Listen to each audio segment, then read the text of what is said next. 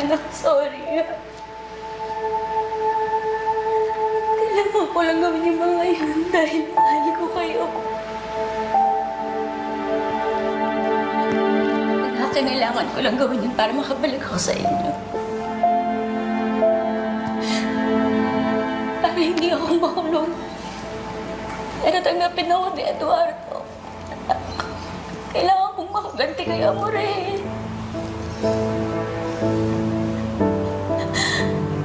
Nagawa ko lang yun dahil mahal na mahal ko kayo.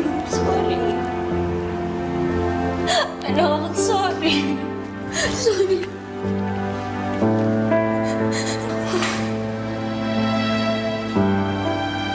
Sorry.